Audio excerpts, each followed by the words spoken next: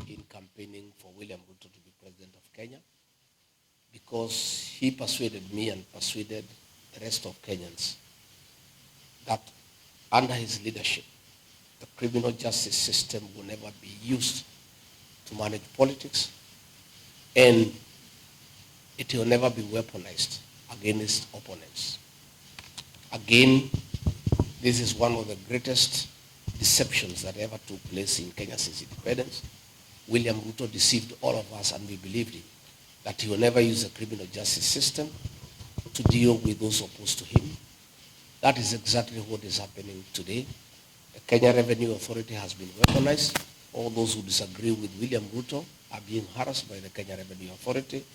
All those who don't agree with William Ruto are being persecuted by the DCI, by the National Security Intelligence Service. All those who have issues with what is happening in Kenya are being persecuted day and night.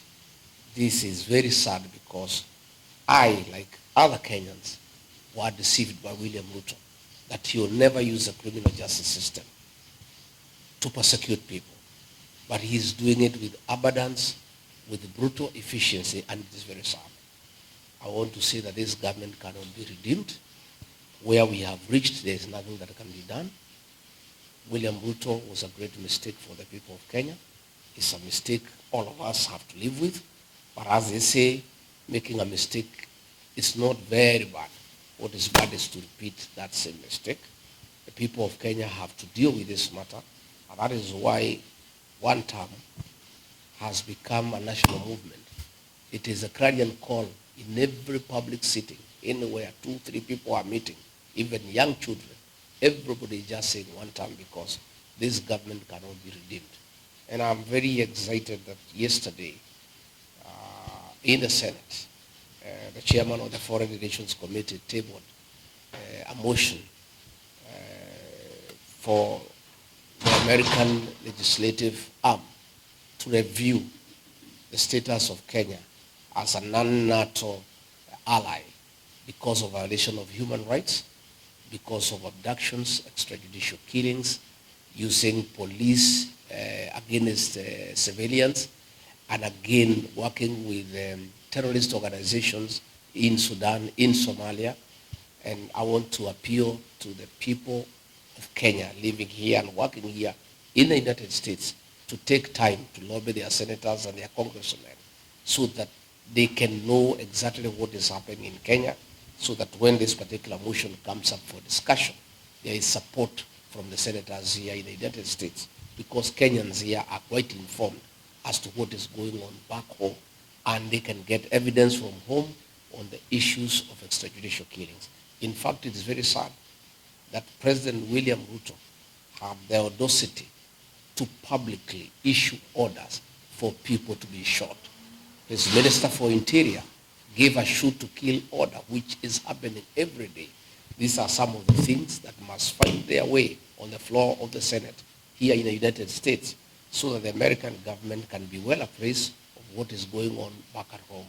And we are hoping and we are appealing to the American government, and specifically President Donald Trump, that as he chooses an ambassador for Kenya, because the position is vacant, to consider to give us an ambassador to Kenya of the same caliber and thinking and orientation as Smith Hempston, who came in to help the people of Kenya when they faced similar circumstances of violation of human rights and the erosion of democracy.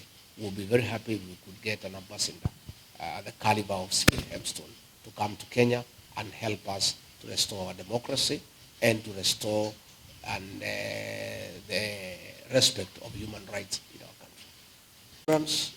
That is daylight bribery of voters using stolen public funds. These are funds that were meant for education, free primary education and free secondary education. This money, William Ruto has diverted management for education through the National Intelligence Service, ostensibly to deal with regional security. This money is withdrawn in cash every Friday and given to Kindiki to go around the country bribing voters and cheating them. That is empowerment. William Ruto promised real empowerment when he became president.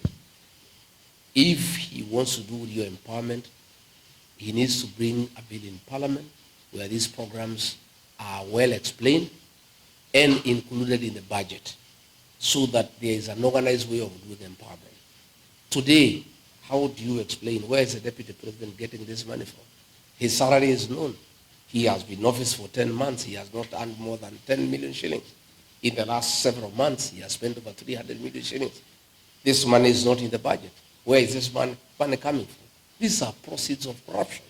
And these are funds that are being used to corrupt the morals of our people and try to bribe voters ahead of the 2027 general election. So it's all deceit. It's all a conman game, and it has nothing to do with empowerment.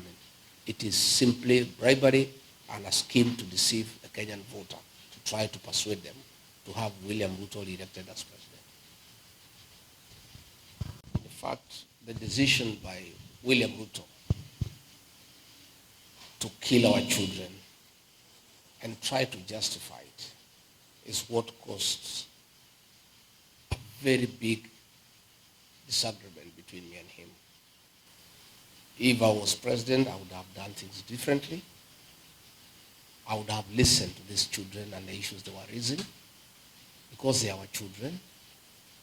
And they were not just speaking from nowhere. There were serious issues in Kenya about the finance bill of 2024. And when your children correct you, you don't kill them. You listen to them. That's what we do. I'm a father of 2 young boys, and anytime they have had an issue with the decisions that I've made, I take it upon myself to listen to them and reason with them and try to persuade them, and they try to persuade me, and somehow we agree. But I would never beat them up, threaten them, or harm them. So if I was president, I would not have ordered the killing of children for raising issues concerning the people of Kenya. I would have taken time to give them an opportunity to listen to them and reason with them, and we come up with an agreement on the way forward. In the United Opposition, we have a committee on restorative justice led by former Speaker and former Attorney General, the Honorable Justin Bidan Muturi, because I believe in restorative justice. The young children who died and their parents deserve justice, and they are entitled to justice. In fact, if I'm elected as President of the Republic of Kenya in 2027, my first action in office will be to set up a judicial commission of inquiry to inquire on the killings that took place on June 25th and the subsequent killings that have taken place since then, the issues of abductions, so that all those people who are responsible for the killings are brought to justice. Number 2, I would initiate a mechanism for the compensation of families of those children who are tortured, those who are killed, and all those who have had problems with the government of President William Ruto. So let me assure the people of Kenya that I'm committed to make sure that the agencies and their parents do get justice, and all those who took part in abductions, in extrajudicial killings, in torture, in burning people's businesses, in disrupting meetings will be brought to justice. In fact, let me put our police officers on notice. All those officers who are being misused by William Ruto to break the law and disrupt public meetings, shoot leaders, beat up people, they'll have to answer. And I have asked our teams to keep a record of all these actions that are unlawful, that are being perpetuated by the police, so that these people will be held to account. I want to ask families of Gen Zs who are killed, who disappeared, to make sure they document all the circumstances under which their children disappeared, under which police station, so that the commanders of those stations then will be held to account. And let me tell officers commanding police stations, officers commanding police divisions, all the atrocities against the people of Kenya that are being committed within your jurisdiction, you will have to answer it one day. If you see what has happened in Kenya, there was the issue of aglo-leasing that took place in the year 2003. The courts have decided so many years later, almost 22 years later, that those people will have to face justice. So all those police officers in the DCI, in the National Intelligence Service, in the National Police Service, officers in the Ministry of Interior, who are committing crimes against the people of Kenya, when we form government in 2027, you will have to answer for those crimes of commission and omission, because that is the way the law says. Thank you, Your Excellency. Thank you, Jerry. That is a narrative by William Ruto to try to demonize me before the people of Kenya and to suppress truth. William Ruto has nothing against me. And the only remaining strategy is to label me a tribalist, to try to demean me before the people of Kenya. Fortunately, it's only William Ruto, his sycophants, and bloggers paid by government who call me a tribalist. I'm the darling of the Kenyan people. As you have rightly said, when I was in Ukambani, everybody, thousands of people from that area wanted to hear from me. When I arrived in Mombasa, in Kilifi, in Malindi, everybody wanted to listen to me. When I went to Masai Land, in Kajiado, in Narok, the Maa people want to listen to Riggy G. When I went to Western Kenya, I was a star guest in Bungoma, in Busia, in Kakamega, in Vihiga. The people of Kenya believe in me and the truth that I speak every day. It's only William Ruto, because there's nothing else he can say against me. As you have rightly put it, nobody believes him, because when I campaigned for him, he never called me a tribalist. When the people of the mountain Kenya supported him to a man, he never said they are tribal. He has only decided we are tribal because we have rejected his leadership and we have said we are not going to support him. As long as we were supporting him, we were good people and we were very nice people and nationalists. But the minute we decided that he cheated us, he betrayed us, he misused us, he was the wrong choice for us and for the country, he has decided that we are tribal people. But I am never dissuaded from what I believe in. I never lose focus. I'm never distracted. I ignore those things with the contempt that they deserve. I am very keen to talk to the people of Kenya. I stand for the people of Kenya. When I fought for the Gen Zs, I fought for all the Gen Zs for the people of Kenya. When I oppose overtaxation, I do it for the people of Kenya. And the people of Kenya have understood who Riggy G is. And William Ruto, with his narrative, will go nowhere. When I go back, I will be having a 3-day incursion of the Busi region in Kisii and Nyamira. Again, I will be going to Migori in Kuria. Again, I will be going to Bomet. I will be going to Eldoret. I will go to each and every part of the country because I'm a Kenyan leader. And I'm a leader who is respected by the people of Kenya for what I believe in and for upholding truth, because the people of Kenya want a truthful leader. And that is why William Ruto is scared. He would like to confine me in the mountain so that other Kenyans do not benefit from what I know and from telling them what is happening in government and what happened when I was in government. He doesn't want me to give that truth to the people of Kenya. That is why he tries to bog me down and try to intimidate me by saying I'm tribal. I'm not intimidated. I am strong. I am focused. I'm a man on a mission. I'm moving on. I'll move to each and every part of the country. Persuaded that the leaders I work with are strong and are committed to a united opposition so that we have one candidate to face William Ruto in the next general election. I have personally committed before the people of Kenya that if I'm not chosen to be the flag bearer, I will be more than willing to support whoever is agreed on. My colleagues, Honorable Stephen Kalonzo Musyoka, has committed himself that in case he's not the flag bearer, he'll support whoever is agreed upon.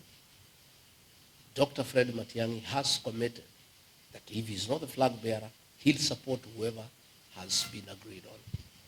What I know, and I appeal to my colleagues, is to remain strong and to remain focused, because the people of Kenya expect us to stick together. William Ruto has rolled out a very elaborate plan to divide the opposition. And he is using every trick in the book, and he has applied massive resources to try to create problems within the opposition. Specifically, he has started with the mountain. He would want a situation where he divides the mountain, because the mountain vote, by sheer size, is very decisive in who becomes president and who doesn't become president. And since he is aware that the mountain has decided it will not support him, he would like to divide the mountain.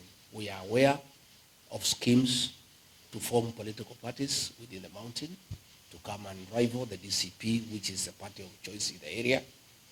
We are aware that he is trying to introduce a third force by, funding leaders who appear like they are opposed to him, but you start wondering where they are getting money all of a sudden to start dishing around in the country. These are things that are going on, but luckily for us, the people of Kenya are very intelligent, and they see these things from far. People are very enlightened, and they can see through William Ruto. And I want to assure leaders who are being used by William Ruto to divide the opposition, to divide the mountain. William Ruto will destroy you the way he has destroyed the leaders who hang around him. People can see through you. People can read your lips. People can listen to the language that you are speaking.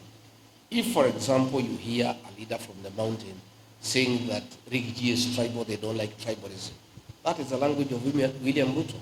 You don't need to have rocket science to know who is sponsoring that person, because that is the language of William Ruto, of saying the people of the mountain as tribal. So if you hear a leader from the mountain all of a sudden talking about tribalism, oh, we don't want tribalism, that is the language of William Ruto. You can tell, and then you can see those leaders are having some bit of money, and they did not have money before.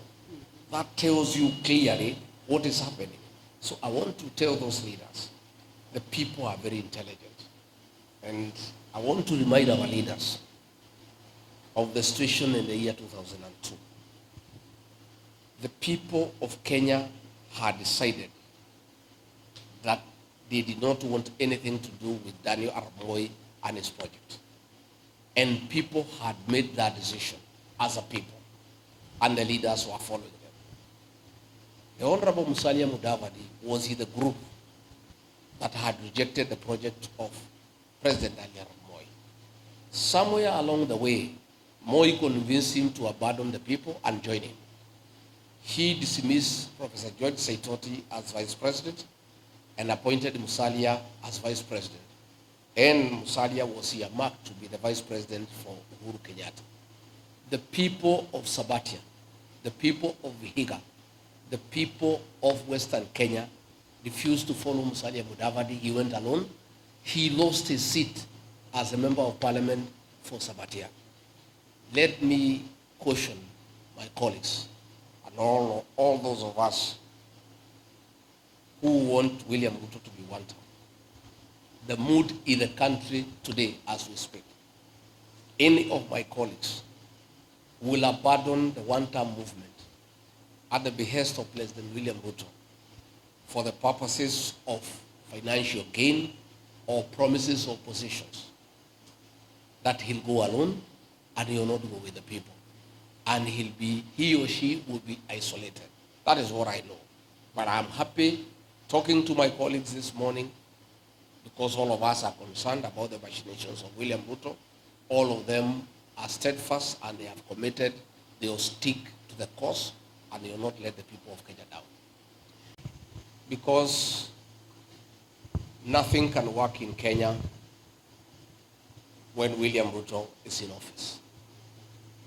For us to bring to an end abductions and killings of young people, William Ruto must exit from office. for us to restore our education system so that our children can go to school, they can access free primary and secondary education, our university students can have loans, William Ruto must exit from office. For the economy to get back on form, for us to restore our economy, William Ruto must be one term. What we are saying is, before we can get our country back, before we can restore the dignity of the payslip, William Ruto must exit from State House. And that is why the Kenyan people in unison have agreed this one term. To an extent that today, the president and his deputy cannot hold an organic meeting. All their meetings must be at our tent, where people have been vetted and paid, so that they can avoid people seeing one term. You saw what happened during the opening match of the Chan football tournament. The president and the governor of Nairobi had to purchase all the tickets, and the tickets were given to officers from the Kenya prisons, NYS personnel, and supporters of Governor Sakaja and MCAs aligned to him, so that they don't have an organic group in Kasarani, so that they don't sing one term. In the process, they were not able to distribute all the tickets, despite organizers having said that all the tickets have been sold out. Most of the seats were empty because, against the FIFA rules, all the tickets were purchased in bulk so that they give them to their supporters, so that they avoid the situation of people coming to say one term. But I don't know what they'll do, because on the day of the voting, they would have to pay everybody in Kenya. And even if they pay them, they will still have to come and vote for Ruto to be one term. So it's a prerequisite for us to restore Kenya, for us to restore our country, for us to restore our economy, for us to restore the dignity of the payslip, for us to have our children safe from killings, for us to have Kenyans doing business in a good environment. William Ruto must be one term. That is the movement we are spearheading, and I can tell you it is unstoppable, and it's going on. And probably they were thinking it's Rigiji who is behind it. I've been out of Kenya for the last 5 weeks. The one-term movement is even stronger than it was when I was in Kenya. So it's one term. And I'm very excited that yesterday in the Senate, the chairman of the Foreign Relations Committee tabled a motion